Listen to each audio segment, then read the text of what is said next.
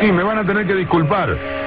Yo sé que un hombre que pretende ser una persona de bien debe comportarse según ciertas normas, aceptar ciertos preceptos, adecuar su modo de ser a determinadas estipulaciones aceptadas por todos. Seamos más claros. Si uno quiere ser un tipo coherente, debe medir su conducta y la de sus semejantes, siempre con la misma e idéntica vara. No puede hacer excepciones, pues de lo contrario bastardea su juicio ético, su conciencia crítica, su criterio legítimo. Uno no puede andar por la vida reprobando a sus rivales y disculpando a sus amigos por el solo hecho de serlo. Tampoco soy tan ingenuo como para suponer que uno es capaz de sustraerse a sus afectos y a sus pasiones, que uno tiene la idoneidad como para sacrificarlos en el altar de una imparcialidad impoluta. Digamos que uno va por ahí intentando no apartarse demasiado del camino debido, tratando de que los amores y los odios no le trastoquen irremediablemente la lógica. Pero me van a tener que disculpar, señores.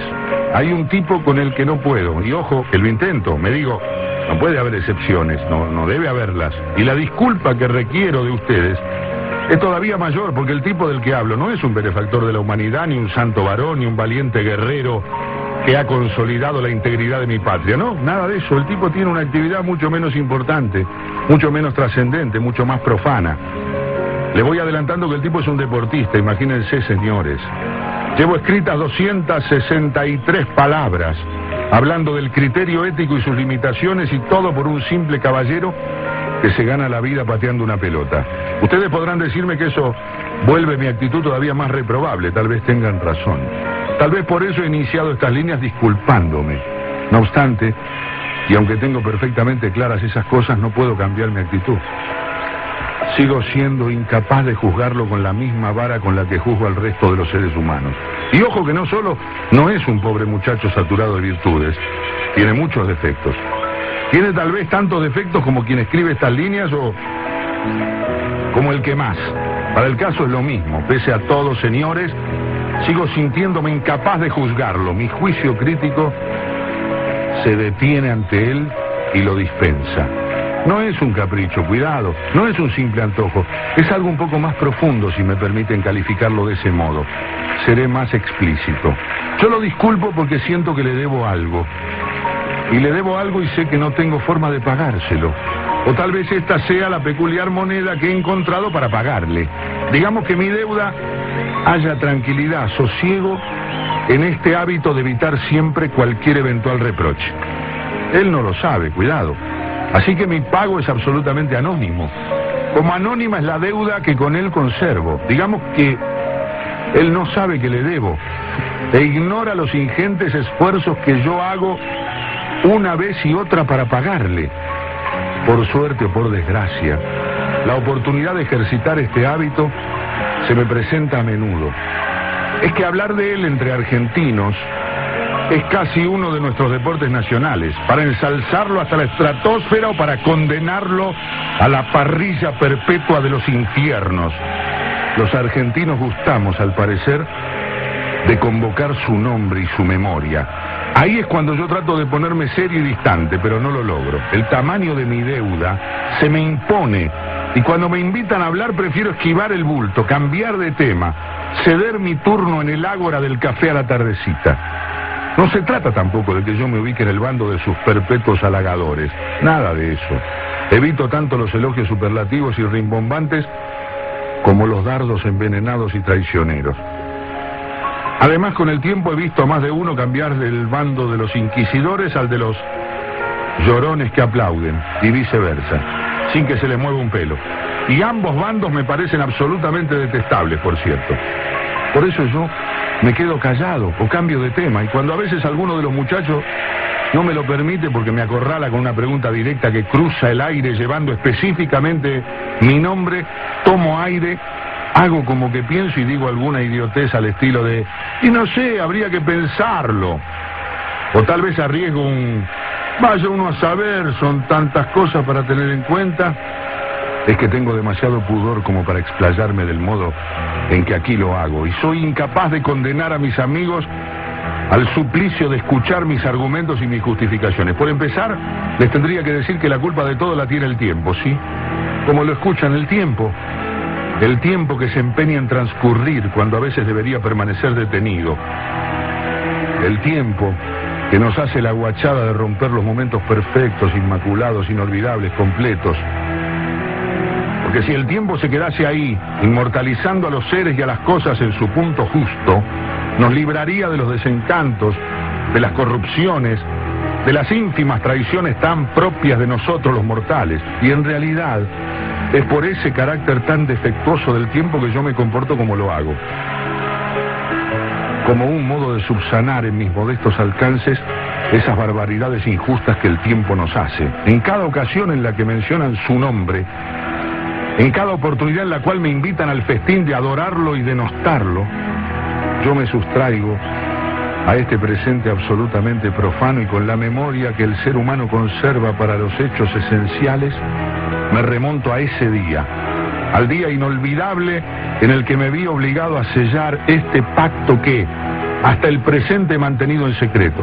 Digamos que mi memoria es el salvoconducto para volver el tiempo al lugar cristalino del que no debió moverse, porque era el exacto lugar en que merecía detenerse para siempre, por lo menos para el fútbol, para él y para mí, porque la vida es así.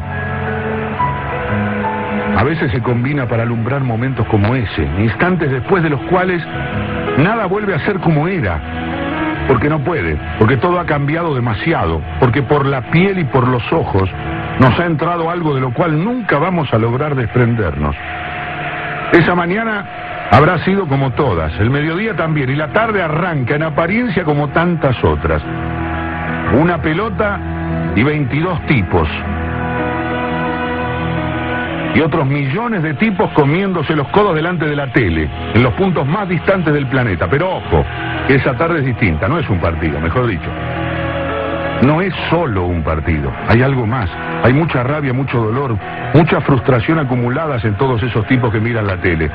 Son emociones que nacieron por el fútbol, nacieron en otro lado, en un sitio mucho más terrible, mucho más hostil, mucho más irrevocable.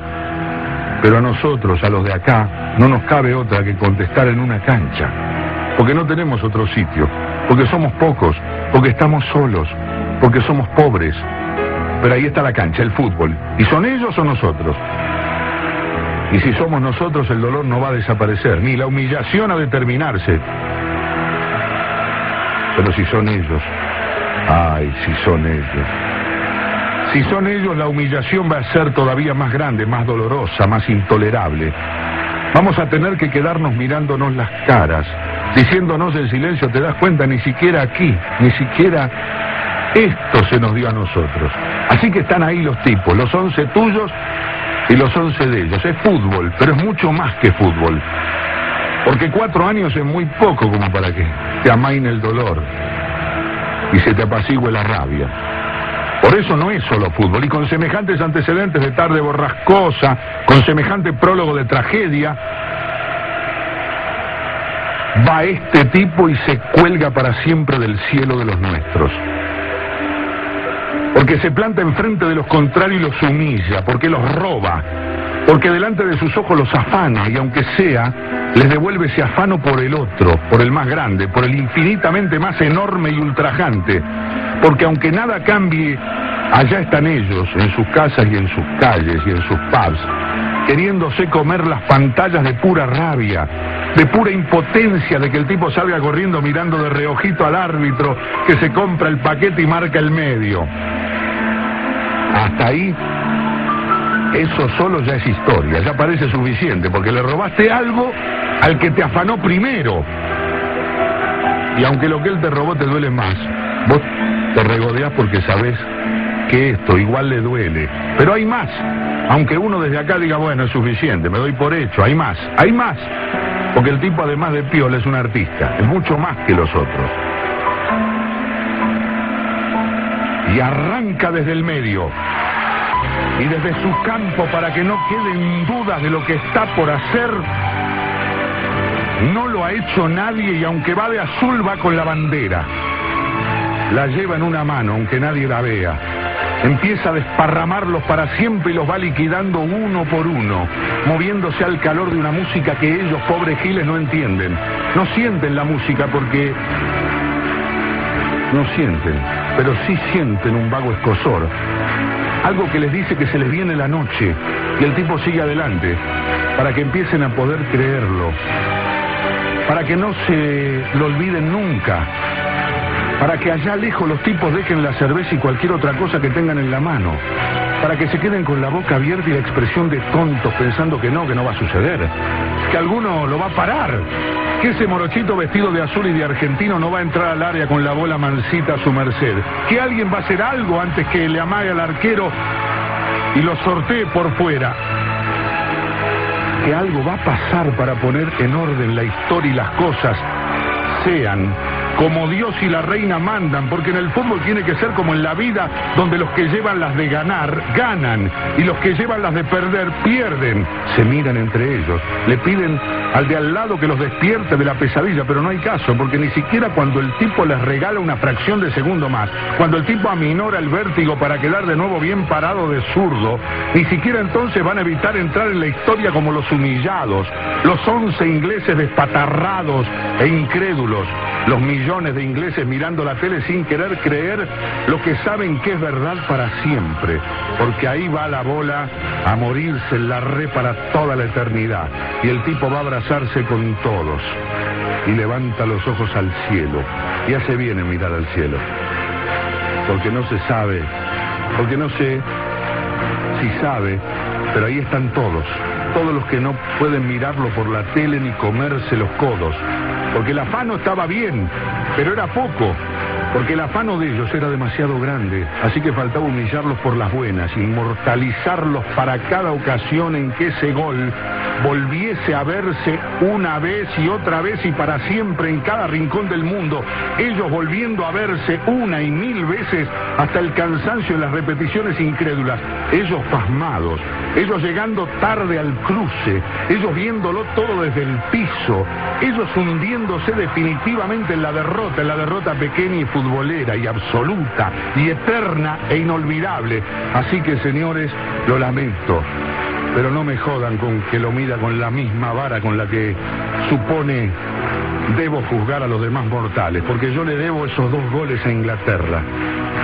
Y el único modo que tengo de agradecérselo es dejarlo en paz con sus cosas, porque ya que el tiempo cometió la estupidez de seguir transcurriendo, ya que optó por acumular un montón de presentes vulgares encima de ese presente perfecto, al menos yo debo tener la honestidad de recordarlo para toda la vida.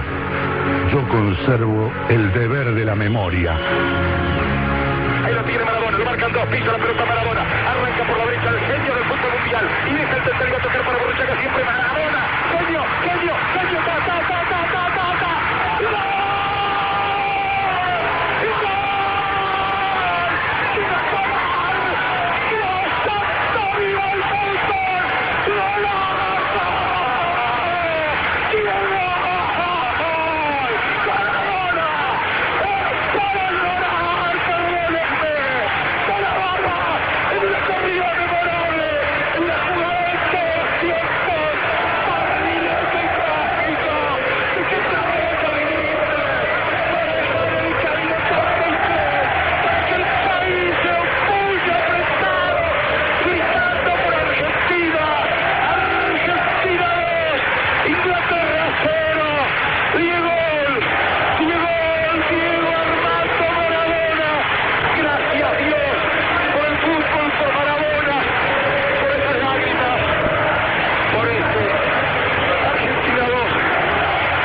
Inglaterra 0.